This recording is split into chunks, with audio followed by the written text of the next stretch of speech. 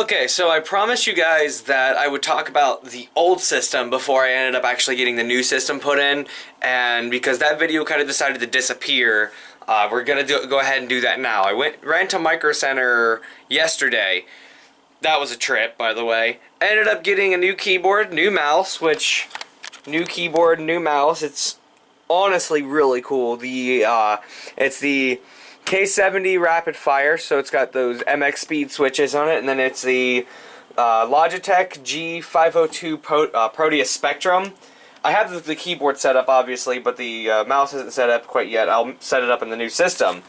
But here, stepping on things, here is going to be the old system currently, so let me go ahead and talk about it while I'm taking the panel off. And yet again, I'm assuming that you guys have at least a little bit of computer knowledge as you clicked on this video. So, in here, it's got an Asus P6T motherboard, so LGA 1366, kind of older, and it was really cheap when I bought it, with a Core i7 965 quad core. I have it at 3.6 gigahertz right now, with 3 sticks of 2. Yeah, I know, it kind of sucks for RAM, but 3 sticks of 2 DDR3 with the overkill brute of the system, which is a NVIDIA GeForce GTX 1070. It's the Gigabyte G1 gaming version with my little Wi-Fi card down there. I'm contemplating whether I'm going to keep that or not, because it's a green PCB, and you'll see the system. Green won't exactly work all that well. I might just Plasti dip it. I don't know. I've yet to decide that. I got a 2 terabyte, a 500 gigabyte hard drive down here. 2 terabyte, 500 gigabyte. And then I have a Intel 320 series SSD in the back. Fitted with fans, blah, blah, blah, blah, blah. And then a Corsair CX750 non-modular power supply in the back. These are going to be the cables that I'm going to be using, and that actually looks really pretty decent, especially in the less than superb lighting condition, aka stupidly all kinds of bright. And so let's go over here to the parts that I will be using. And the heart of the system is going to be the Core i5 6600K. Now, I'm sure people that actually know what they're talking about are wondering why the 6600K. Now, I wanted to go with the 6700K, but I actually really, in the long run, want to go with Kaby Lake. So the 7700K and the 6600K would be easier to get rid of when I do tend to go to upgrade. So I will be upgrading to an i7, I promise you. Matching that with 2 sticks of 8 of Crucial Ballistics DDR4 with the nice heat spreaders. That's better. And to match, well, the RAM to match the board went with a Asus Z170S Sabertooth motherboard. Now, if you can't tell by the box, sucker is all kinds of awesome digital camo, or Arctic camo, my bad. I mean, look at this right here. You can already tell through the anti-static bag how beautiful that thing is. Let's pull this out real quick. Wait. I don't have the anti-static wrist strap on, so I had to touch my grounded computer. It looks fantastic other than the tan stuff here, but that's not that big of a deal. I'll live. So, for storage, we've got a Crucial MX300, 525 gigabyte SSD, and a Seagate 3 terabyte Barracuda hard drive.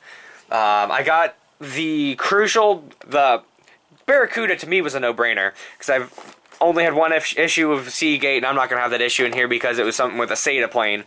But I went with the Crucial because I was going to go with a OCZ Tryon or a 880 Premier, but this was a little faster, a little bit better, a little more reliable, and it was on sale, so it was the same price. I had to get a Hue Plus because lighting, and a 650 watt semi-modular power supply from EVGA. It's a GQ, it's gold rated, and I've heard some pretty good stuff about the EVGA power supplies, and I don't need a fully modular because it's going to be hiding in the back with power supply cable extensions. And this was cheaper. So, enough talk about the system. Let's go ahead and build it.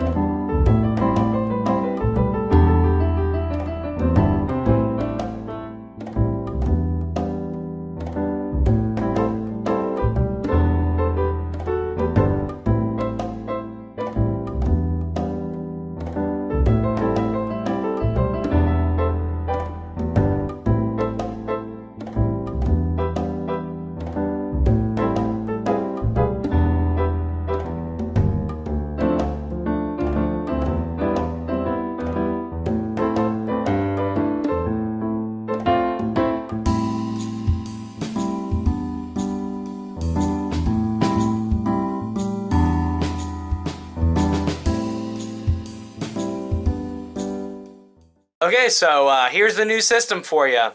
All kinds of purdy, all kinds of stronger. This is probably about 2 weeks after the initial build, so I have been using it for a decent bit of time. I've been playing some games on it, and this thing's insanely overkill for what I've been trying to do. I wish I could get you like actual benchmarks of games, but a lot of stuff, especially doing in-house benchmarks, it doesn't go above 60 because refresh rate of the monitor, and I'm not buying like a 144 hertz panel. I can't do that because, you know, money and stuff. I can't do that for just a couple videos. So if you want to really, really understand how good the system is, go ahead and look up reviews. It's a G1 Gaming 1070 and a 6600K. That's the big important stuff of this system. But it's working wonders for me, and so far better than my system without hyper-threading. So eventually I'm going to be upgraded to the 7700K when Kaby Lake launches, so that's when some serious stuff's going to be coming out for like actually still doing my video editing and rendering and stuff.